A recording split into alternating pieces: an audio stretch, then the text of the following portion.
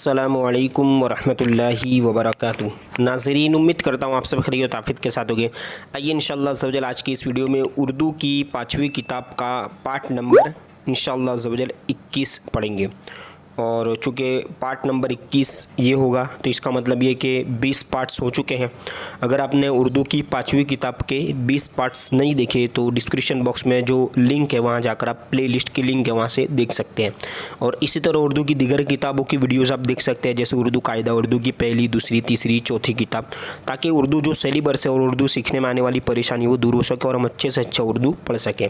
आइए आज का सबक शुरू करते हैं। बिस्मिल्लाहिर्रहमानिर्रहीम। Part number 21। चूँकि सबक ये काफ़ी तवील है, लॉन्ग है, तो इंशाल्लाह पार्ट नंबर 21, 22 और 23 में इसको पूरा किया जाएगा। ठीक है, बिस्मिल्लाहिर्रहमानिर्रहीम। देखिए लेसन नेम जो है वो हज़रत औरंगज़ेब। औरंगज़ेब बहुत ही बेहतरीन सबक है, आपने सुना भी होगा। इनका नाम बादशाह और मुसलमान की जो हुकूमत थी आज से कई सालों पहले, उस वक्त के बहुत बड़े बादशाह थे। आइए इनकी मतलब जो भी तारीफ़ है वो सुनते हैं। आलमगीर गाज़ी रहमतुल्लाहि अलैहि। रहमतुल्लाहि अलैहि ये दुआ का जुमला है। ये जब कोई इंतकाल फरमा जाता है, बड़ी हस्ती वली, ठीक है, तो उनके नाम के पीछे रहमतुल्लाहि तआला, अल्लाह ताला की उन पर रहमत हुई, लगाया जाता है। आइए इस पैराग्राफ से पढ़ते हैं। हज़रत आलमगीर अलैहि रहमा 15 ज़िलक़ादा 1027 हिजरी मुताबिक, ये उर्दू तारीख, अब इंग्लिश तारीख बता रहे, 3 नवंबर 1618 ईस्वी को इतवार के दिन, ठीक है, मलिक-ए अर्जुमंद बानो, है ना, मुमताज़ महल बेगम के वतन से कस्बे दाहोद, सूबा गुजरात, यानी ये गुजरात का एक ज़िला है, ठीक है, में पैदा हुए। आपका नसब ये है कि हज़रत औरंगज़ेब आलमगीर बिन, ठीक है, यानी ये किसके बेटे हैं? शहाबुद्दीन शाहजहाँ, ठीक है, शाहजहाँ के बेटे औरंगज़ेब। अब बिन नूरुद्दीन जहांगीर बिन अकबर बिन नसीरुद्दीन हुमायूं बिन ज़हीरुद्दीन बाबर। तो ये पूरी नस्ल बता दी गई, पीढ़ी जिसको कहते हैं। हज़रत आलमगीर ने अपने ज़माने के बड़े बड़े उलमा से तालीम हासिल की।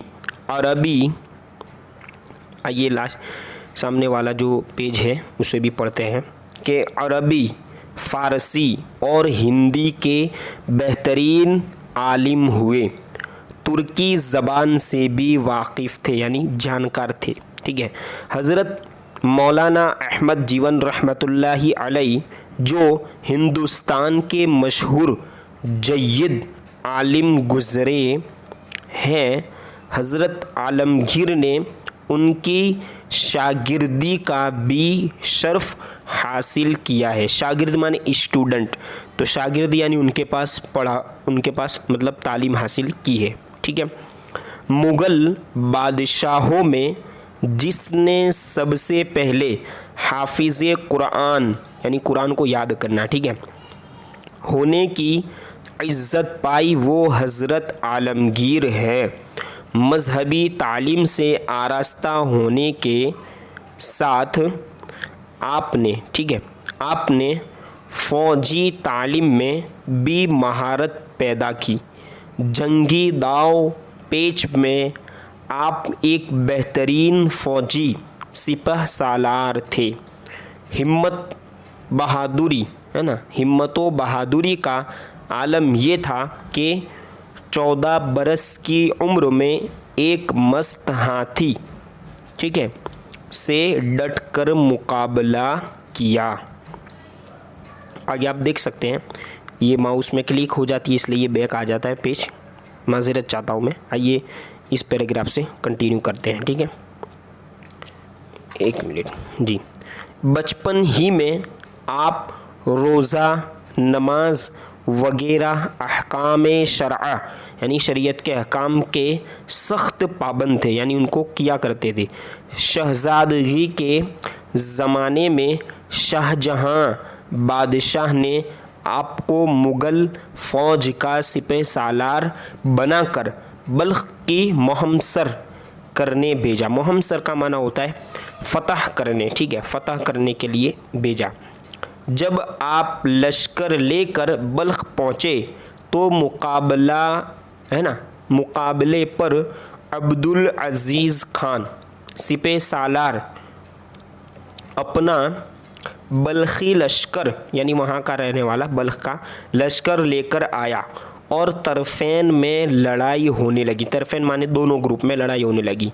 देखिए आगे 24 2 और 4 24 रबीउल आखिर 1056, है ना, 1056 यानी 5 और 6 हिजरी मुताबिक 9 जून 1646 ईस्वी को सनीचर के दिन मुग़ल फ़ौज और बल्खी लश्कर के दरमियान गमसान की लड़ाई हो रही थी, यानी बिल्कुल डट कर मुकाबला हो रहा था, ठीक है।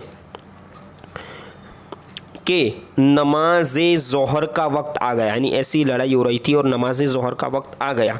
हज़रत शहज़ादा औरंगज़ेब आईने मैदान, यानी मैदान के बीच जंग में अपने घोड़े पर से उतर पड़े और नमाज शुरू कर दी। ये देखकर अगल बगल के सिपाही भी नमाज में शरीक हो गए। आपने तोपों की चिंगाड़ और तलवारों की झंकार की परवाह किए बगैर निहायत इत्मीनान से फ़र्ज़, सुन्नत और निफ़्ल अदा किए। ये तीनों कैटेगरी जो है वो नमाज ही की है, तो यानी पूरी नमाज को अदा किया।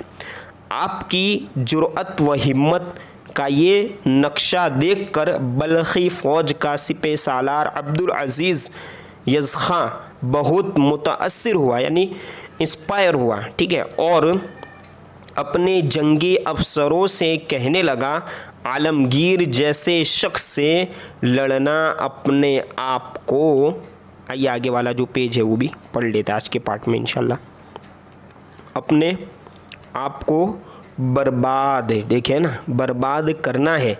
फिर वो सुलह का ख्वास्तकार हुआ, यानी सामने से उसने सुलह करना चाहिए। औरंगज़ेब, अच्छा, ख्वास्तकार यानी सुलह करना चाहिए तो सुलह हो गई, ठीक है, हुआ और जंग ख़त्म हो गई, ठीक है, जो जंग थी, लड़ाई थी, वो ख़त्म हो गई। देखिए आगे, शाहजहाँ मरहूम, इंतकाल हो जाने के बाद हम मरहूम कहते हैं, ठीक है, तो मरहूम इनके शाहजहाँ के 4 शहज़ादे थे, है ना, दारो शिकोह, है ना, हिंदी में इसको दारा शिकोह भी पढ़ा जाता है, दारा शिकोह। हज़रत औरंगज़ेब आलमगीर 2, मोहम्मद शुजा 3 और मुराद बख्श, ये 4 हो गए। इनमें सबसे ज़्यादा होशियार, संजीदा, बुर्दबार माने हिम्मत वाला, जफाकश, ये उर्दू अल्फाज की भी वीडियोज़ अल्हम्दुलिल्लाह इस चैनल पर जारी है। इन अल्फाज के माना भी बताए जाते हैं, उसके भी 10 पार्ट्स हो जाएंगे, 9 पार्ट्स हो चुके हैं, ठीक है, तो आप उसे भी देख सकते हैं, काफ़ी उर्दू मालूमात हासिल होगी। जफाकश यानी बर्दाश्त करने वाला, तजर्बाकार और पुख्ता किरदार हज़रत आलमगीर थे। इन बातों के साथ आप दीन के आलिम शरीअत, ठीक है, अच्छा, इसको यूँ पढ़ेंगे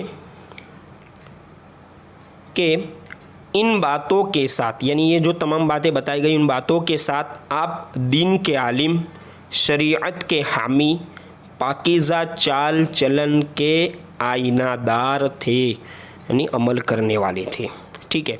देखिए आगे, भाइयों में सबसे बड़ा दारा था, दारा शिको जो नाम पहला था, ठीक है, लेकिन पुस्त हिम्मत या पस्त हिम्मत यानी कम हिम्मत, कमज़ोरी, पस्त हिम्मत, बुज़दिल माने ताकतवर ना होना, मिजाज का चिड़चिड़ा, अमल का निकम्मा, समझ का बोदा था, और फिर मुसलमान कहलाते हुए इस्लामी शरअ का दुश्मन, मुल्हिदों का साथी, मुल्हिद माने जो रास्ता रोकने वाले होते हैं या रास्ता भटकाने वाले, ठीक है, उनका साथी और तरफदार था, यानी दुश्मनों के साथ।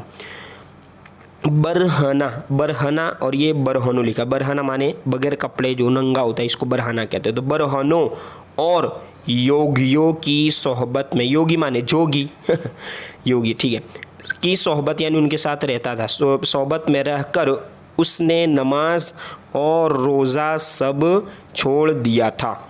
उसकी अंगूठी के नगीने पर अल्लाह के नाम की जगह प्रभु का लफ्ज़ कुंदा था। कुंदा का माना लिखा हुआ, प्रिंटेड, ठीक है, फारसी लफ्ज़ है ये।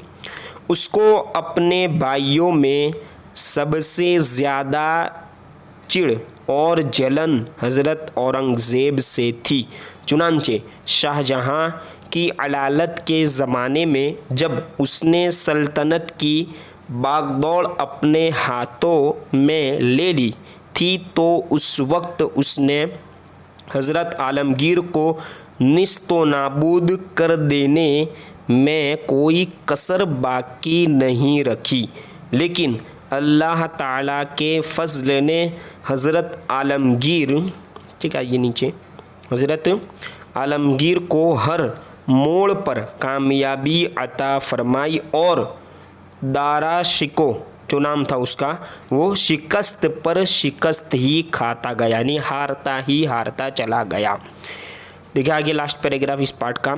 24 रमज़ान शरीफ 1068 हिजरी मुताबिक 25 जून 1658 ईस्वी को हज़रत आलमगीर ने शहनशाह हिंदुस्तान की हैसियत से ज़माम सल्तनत अपने हाथों, ये ज़माम सल्तनत, तो ज़माम सल्तनत का माना होता है सल्तनत की डोरी, ठीक है, अपने हाथों में ली और ताजपोशी की रस्म 10 रमज़ान शरीफ, ठीक है, आगे 1096 हिजरी, ठीक है, उर्दू तारीख चांद की हिजरी को अदा की गई। बादशाह होते ही आपने शराब नोशी ममनू करार दी, बादशाह बनते ही शराब नोशी को रोक दिया, ठीक है।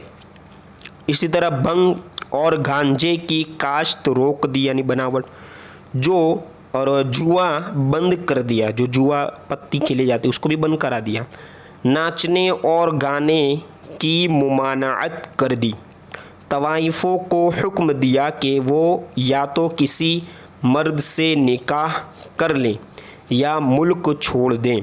फिर इन अहकाम की तामील के लिए आपने महकमा-ए एहतिसाब, महकमा-ए एहतिसाब का मन होता है एक कचेरी, ठीक है, जहाँ पे धरपकड़ वगैरह की जाती है, पुलिस स्टेशन भी कह सकते हैं, कायम किया, जिसके अफसरों का काम ये था कि जो शख्स उन अहकाम की खिलाफ वर्जी यानी उसका बायकाट करे, कानून पर अमल न करे, ठीक है, खिलाफ वर्जी करे, उसको सज़ा दे। इंशाअल्लाह अज़्ज़ व जल पार्ट नंबर 22 आगे पैराग्राफ से कंटिन्यू होगा।